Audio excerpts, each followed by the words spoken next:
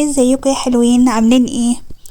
النهارده هشارك معاكم روتين يوم الخميس، علشان بحب الجمعة كده اصحى فايقة ورايقة ومش ورايا حاجة، فعملت شوية حاجات خفيفة كده النهارده وحبيت اشارككم بيها عشان تتنشطوا كده وتقوموا تشوفوا اللي وراكم. عايزة اقول لكم حاجة بقى، ما تنسوش اللايك والاشتراك واي تعليق حلو منك كده يشجعني.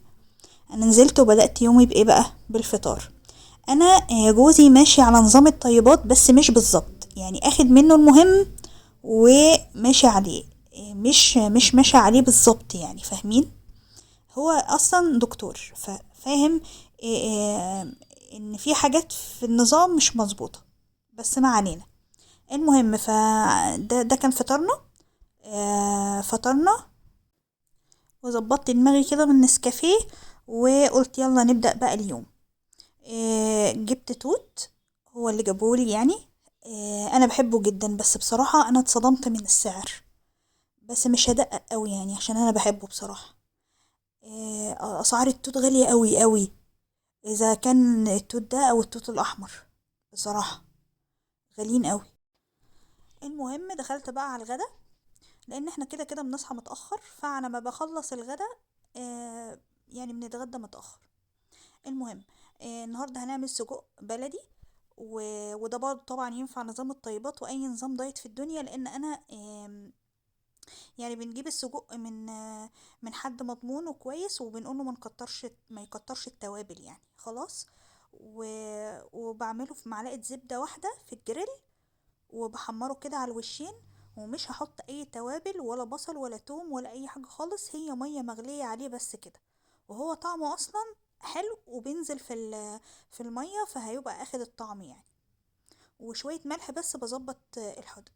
وبعدين صينية وهقطع البطاطس، يعني شرايح لا تخينة ولا رفيعة. وبحط المية بتاعت السجق عليها بس كده، وبدخلها الفرن. البطاطس تستوي، بشيل الغطا وبحطها تحت الشواية.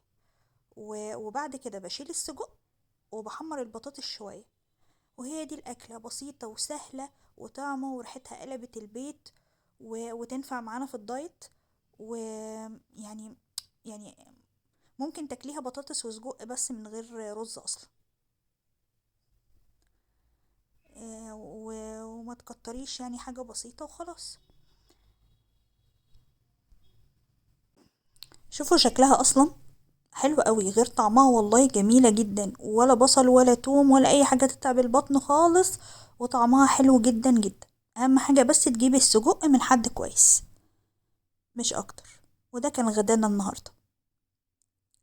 وبعدين بقى خلصنا الغدا وشربنا الشاي، ريحنا شوية. جوزي نزل بقى ونزلت أشوف البيت. يعني أنا هنا بعد بدأ البيت أو شغل البيت يعني بالليل خلاص. فبدأت كده بالركنة، وقلت أنضفها كده وأغير لها. غيرت الفرشة بتاعتها النهاردة، وبفكر يا بنات أجيب بديل السجاد.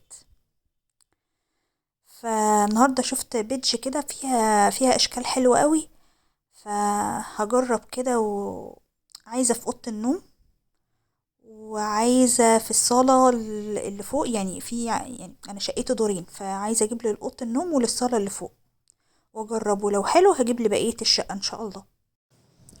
فانتوا لو تعرفوا أنواع كويسة وجربتوها عرفوني.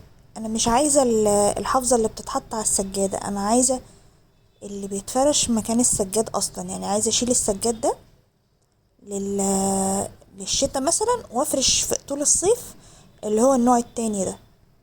فقولولي احسن نوع انتوا جبتوه وعجبكم. على فكرة انا بحب المع الزرع ده بالمعطر، بيدي لمعة وريحة حلوة في البيت. هنا بقى ما كنتش عارفة انضف الشباك وانا بصور، فبقول لكم يعني ان انا شفطت التراب بالمكنسة وبعد كده مسحته بالفوطة دي. في حاجة بقى عايزة اسألكوا عليها يا بنات.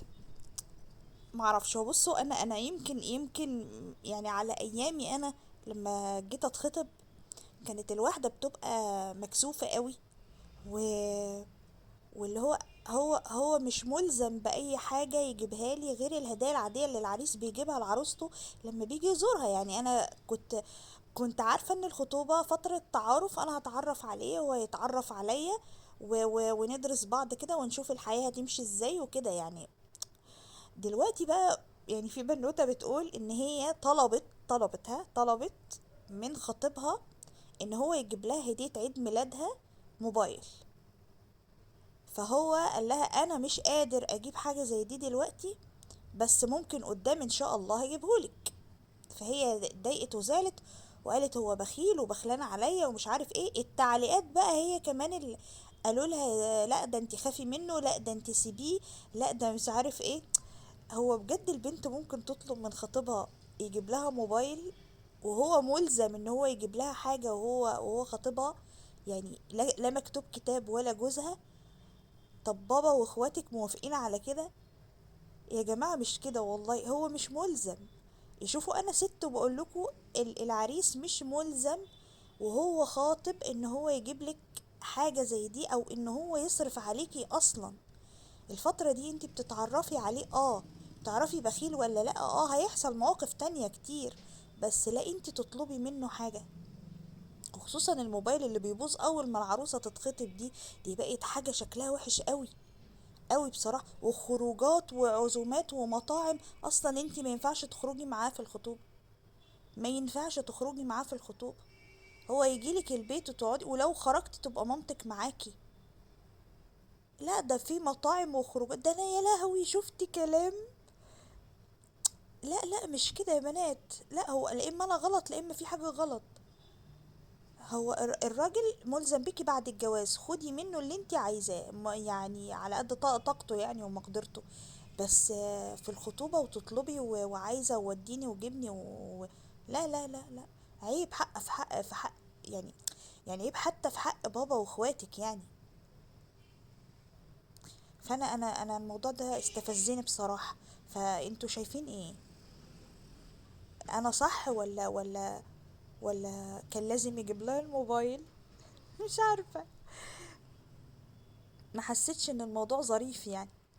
ما علينا، المهم خلصت هنا بقى الركنة ونطفت وبقيت زي الفل. واستقبال اليوم الجمعة بقى هيبقى بمزاج حلو. وطبعا انا سجلت التسجيل الصوتي ده كذا مرة واتحذف، وتعبانة جدا جدا. فهو انا كده تمام دوشتكم وكده. الركنة خلصت، هسيبكم بقى وهدخل المطبخ انضفه، وهسيبكم بقى مع تنظيف المطبخ. مبقتش قادرة اتكلم والله. حاسة ان انا اتهديت حضرتك والله خلاص. فهسيبكم مع تنظيف المطبخ، وما تنسوش بقى اللايك والاشتراك. باي.